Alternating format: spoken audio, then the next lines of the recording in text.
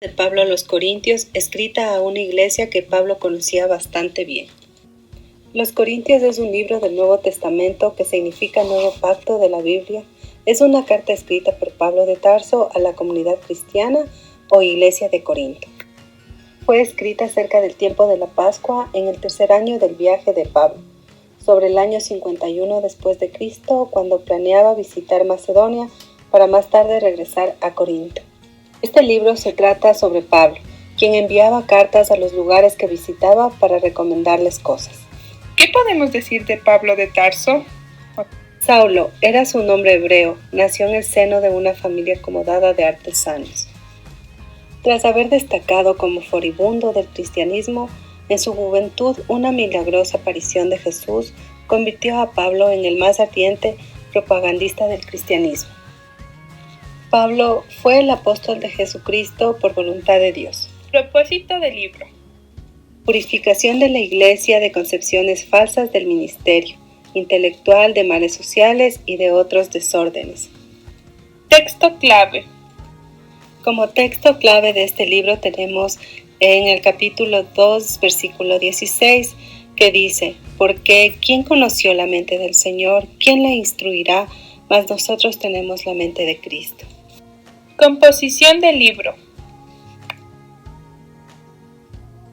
Corregir desórdenes que había surgido en la iglesia de Corinto, establecer entre los creyentes una norma de conducta cristiana. Ciudad de Corinto. Capital de la provincia romana de Acaya, diosa Afrodita, conocida como la diosa del amor. Su localización de Grecia. La estrategia económica tenían puerto para el comercio marino. Julio César la reconstruyó como colonia romana y le dio el nombre de Corintio. Su población estaba conformada con griegos, colonos, italianos, orientales, judíos. Corinto era una ciudad de inmoralidad a tal grado que la palabra corintizar significaba fornicar. En el templo de Afrodita se mantenían 1000 sacerdotisas que practicaban la prostitución sagrada. La comunidad judía construyó en Corinto una sinagoga para la entrada del Evangelio, porque existieron muchos gentiles cansados del pecado a buscar a Dios. La Biblia les llamó temerosos de Dios. La iglesia de Corinto estaba compuesta de diferentes razas y clases sociales, unos pocos judíos y la mayoría eran gentiles. Muchos de los convertidos procedían de un ambiente pagano y corrupto. Fue un difícil territorio para evangelizar. La iglesia de Corinto fue una de las principales del primer siglo. 3 propósitos para establecer la iglesia de Corinto. Por ser una ciudad cosmopolita y sería un modelo para los demás.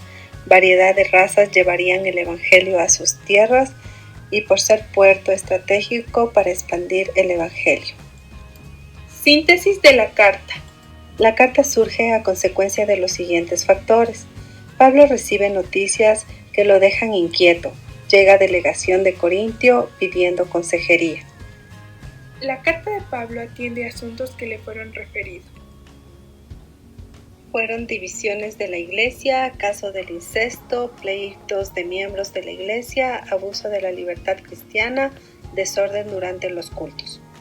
La carta de Pablo contesta preguntas hechas por los corintios, como matrimonio y celibato, los alimentos consagrados a los ídolos, bendición por la obediencia, el uso del velo por la mujer y su lugar en reuniones, aclaración de los dones espirituales, significado de la resurrección de los muertos. Detalles de la carta. Entre los detalles de la carta tenemos las divisiones de la iglesia que tenemos en el capítulo 1. Pablo ruega a todos los hermanos en nombre de Cristo Jesús, nuestro Señor, que se pongan todos de acuerdo y terminen con las divisiones, que encuentren un mismo modo de pensar y los mismos criterios, porque el centro de la iglesia es Jesús. El deber de purificar la iglesia, capítulos 5 al 8. Dentro de los detalles de la carta tenemos las divisiones de la iglesia que están en el capítulo 1. Pablo ruega a todos los hermanos en nombre de Cristo Jesús, nuestro Señor, que se pongan todos de acuerdo y terminen con las divisiones, que encuentren un mismo modo de pensar y los mismos criterios, porque el centro de la iglesia es Jesús. El deber de purificar la iglesia. Nos habla de la inmoralidad sexual. Tal son los casos que existen varios hombres acostándose con otros en la iglesia. Un hombre con su madrastra y otros adoraban a los dioses griegos, acostándose con prostitutas que trabajaban ahí. Pero Pablo les recuerda que Jesús murió por nuestros pecados y les dice, huyan de las relaciones sexuales prohibidas. Cualquier otro pecado que alguien cometa queda fuera de su cuerpo. Pero el que tiene esas relaciones sexuales peca contra su propio cuerpo. El matrimonio y el celibato, capítulo 6. Aquí nos habla sobre la santificación del matrimonio y de todas las relaciones sexuales y las aspiraciones supremas de la vida espiritual. La esposa no dispone de su cuerpo sino el marido. Igualmente el marido no dispone de su cuerpo sino la esposa. Y a los que se mantienen vírgenes no existe mandato alguno del Señor, pero los consejos son los de un hombre a quien el Señor en su bondad ha hecho digno de crédito. Cautelosos en cuanto a la comida y bebida, capítulo 10. Ya coman y beban o hagan lo que sea, háganlo todo para la gloria del Señor. Es lo que Pablo aconseja en este capítulo. Desórdenes acerca de la cena del Señor, capítulo 11. Pablo dice, he recibido del Señor lo que a mi vez les he transmitido. El Señor Jesús, la noche en que fue entregado, tomó pan y después de dar gracias lo partió diciendo, esto es mi cuerpo que es entregado por ustedes. Hagan esto en memoria mía. De igual manera, tomando la copa después de haber cenado, dijo, esta copa es la nueva alianza en mi sangre. Todas las veces que la beban, háganlo en memoria mía. Fíjense bien. Cada vez que comen este pan y beben de esta copa, están proclamando la muerte del Señor hasta que venga. Instrucciones doctrinales y consejos. Existen diversidad de los dones espirituales, nos hablan en el capítulo 12. Hay diferentes dones espirituales, pero el Espíritu es el mismo. La manifestación del Espíritu que a cada uno se da es para provecho común.